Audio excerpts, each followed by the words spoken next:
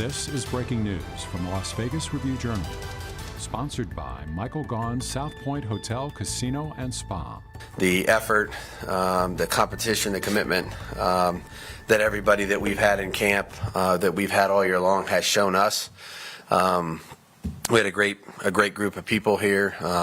Looking forward to getting a bunch of them back on the practice squad and continuing our process of developing them as Raiders, which we're hopeful that will pan out the way we want it to here shortly. But this is always one of those days, or the last couple of days a little difficult, but I think our guys handled it great. And like I said, we got 53 guys now, and it'll be a process. It's not, obviously it'll change many times between now and the end of the season. And like I said, we're continuing to grind through this. So looking forward to practicing today. Josh, just take you back to the last couple of days, kind of contemplating Alex Leatherwood and what was going on there. It's a guy that was a 17th pick overall. Mm-hmm. Sometimes unusual to see a guy pick that high. Get released a year later. But what was not happening necessarily for him?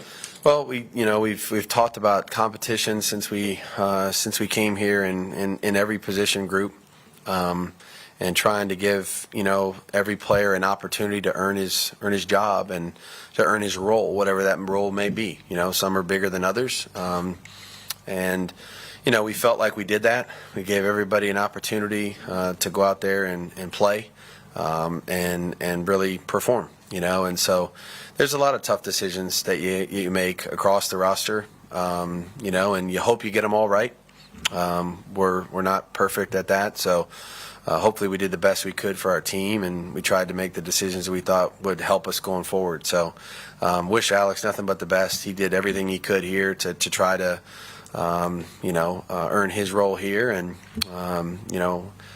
like I said, I wish him the best as he goes forward.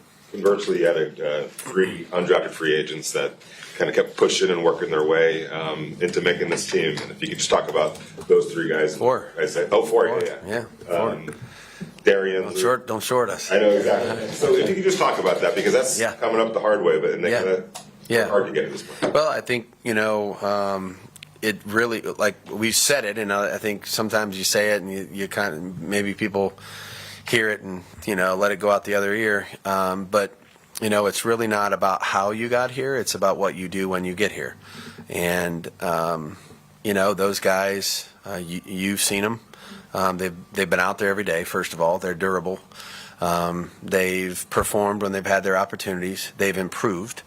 They work really hard, and it's important to them. And so we got a lot of players that were vying for a lot of spots, obviously, and those four guys came here and really just put their head down and continue to get better and make progress, and they've all shown the ability to help us and continue to compete on fourth down, in the kicking game. So, there's a lot of reasons why you try to, put together a roster that's diverse and those types of things, but those guys have all earned the opportunity that they have in front of them, and they're going to continue to have to earn it, and we talk about that too. The competition doesn't end today or yesterday, and you got to continue to earn that, and those guys have definitely shown the attitude and the effort to be able to do that.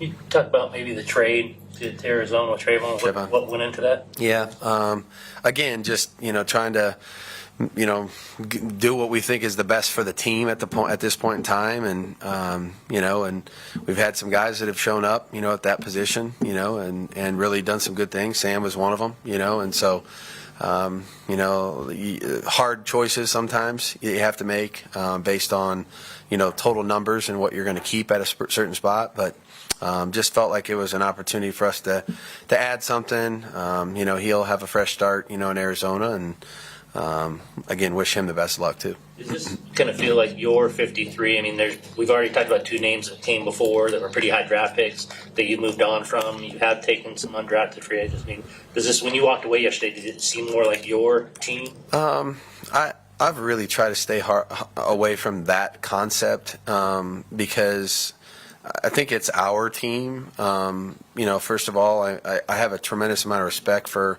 everybody that was here before and what they've done. We got a lot of great players that are here that work really hard and great character, and really do all the right things here that we didn't have anything to do with putting here. So I don't know that's really not something on the top of my head or the tip of my tongue, and I don't think Dave and I have talked about that at all. We're obviously grateful for the players that are here. We had a lot of good ones here before we got here, and we've tried to improve the team if we could in any way that we could. So, I'm excited about the group that we have. I know that, and looking forward to continue to work with them. I know cuts are difficult, but kind of on the other side of the coin, you get to have conversations like with DJ Turner, Sam Webb, guys that are trying to continue their career. How much joy does it bring to you to really tell these guys you made the team after the work that they put in? Yeah, I mean, it's look, they've earned it, and so I think it's gratifying for them. I think the coaches have done a good job of trying to develop each one of their players in their room, and you're happy for them. I mean, that's one of the best things about our job is when you see one of the players have success, so there's nothing more important than that. So we work hard to try to give them an opportunity to succeed in their roles, whatever those roles might be, and when they have success, we're all happy for them. I know the team is. And again, I can't overstate this, but we have to continue to push and try to compete and get better. I mean, it's a tough league, and you can't relax, you can't rest on your laurels, you can't feel like it's over. You have to keep competing and keep getting better. That's why we think a big part of improvement is competition, and so the competition doesn't end yesterday or today. It might be a little different because we don't have as many guys, but they're still going to be competing for roles. And with the flexibility that the league has offered us with the rules, being able to bring people up and down, those kind of things. I don't really look at it like we just have 53. We have 53 plus we have the practice squad, which is as big as it's ever been. So look forward to coaching all these guys. I mean, we see them as one team, not two different groups. Josh, you like looking at the running back room. Do you go in thinking, all right, we're going to keep 5 running backs and a fullback, or does that kind of happen organically? And along those lines, what did Britton Brown show you guys that he deserved to be, on that 53? Yeah, I don't think we go in with a predetermined number. Sometimes, really, what you try to do is keep the best guys that you can on the roster that have earned it. So sometimes it's 5 running backs, sometimes it might be 4. And that number might change as we go through the year, as you are all aware. But, it just so happened we felt pretty good about the group that we put together. They've all showed an ability to perform, either on first, second, third down, and in many cases fourth down. So, excited about coaching those guys. And Britton just, he just came in and, he's grinded away, and learned, improved, worked hard. When he had his opportunities in games, did well, and he's competed really hard in the kicking game, so, I can't say enough about a lot of the young guys we have in terms of the way they came in and approached this, and they've earned what the opportunity that they have in front of them. They've earned it. Coach mentioned it doesn't matter how you get here, but a guy like Sam Webb, we talked about him quite a bit. He comes from a D2 school, Yep. What does it say about the guy himself being able to grind as hard as he had to get to this level and then stick on the roster too? Yeah, like I said, he deserves all the credit. Those guys all do, and I think that once they embrace the opportunity in front of them and they realize that it doesn't matter how I got here, it just matters that I'm here. I'm one of 90 guys competing to try to make it. Then it's just about work, and I think Sam did a good job of putting his head down and really trying to grind. A lot of our young players have recognized the change between college football and professional football in that every day, it's like every minute of every day, you have to be really locked in and really focused on whether it's a meeting or a walkthrough or a practice period. Like there's nothing that's unimportant that we're trying to cover, and some of these guys may have been able to get by with, their ability and their talent, but they're all good at this level, and everybody that we play is good, so they've learned that sometimes the hard way, that over the last 3-4 months they've had to go through some growing stages, but I think speaks to him, and he's really put his head down and work, and he's earned the opportunity. He's going to continue to have to earn it. You only have 8 offensive linemen on your 53-man. How soon do you anticipate adding a ninth, and what's the process down finding who that player is going to be? I don't anticipate, at any point in time, I don't have an expectation at this point. Like I said, it's 8 plus whatever the practice squad's going to be, which, like I said, hopefully, here in the next so many minutes, we'll be able to find out exactly how that all sorted out and everything else. But, certainly you don't want just 8 linemen on the team because for practice purposes, et cetera, you're going to need more depth, which we'll have. But, you just, when it's right, when it's necessary, when it's the right person, when we feel like it's the right thing to do for the team, then we would put somebody up. If we felt like the right thing to do was to not do that and carry them on the practice squad and then, approach the roster that way, then we would do it, So no preset expectation of, when or if that will change. We're just going to kind of, go through it here the next few days. And then Dave and his crew it'll be a continual process as we go through the year. Josh, can you just walk us through the process when you were talking with your assistant coaches on which players stayed and which were not? I'm sorry? Can you just walk us through the process and the discussions that you've had with your assistant coaches when you're actually getting down to the nitty-gritty on which players stay and which went? Yeah.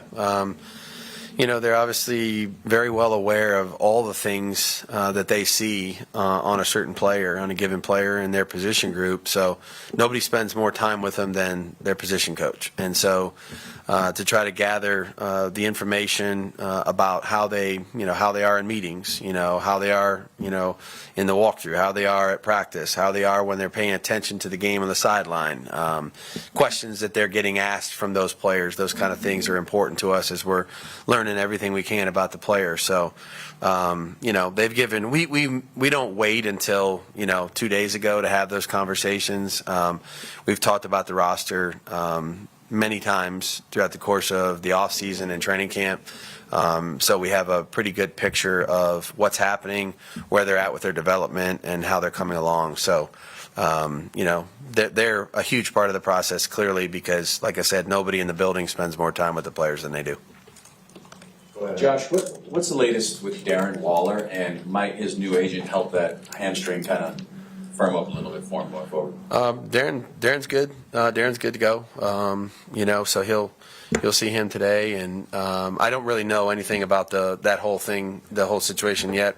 But no, he'll be out there today, and excited about kind of moving forward here with our whole group, and trying to get guys in positions where we feel like they're going to be as we head into the opening week next week. So no, just excited.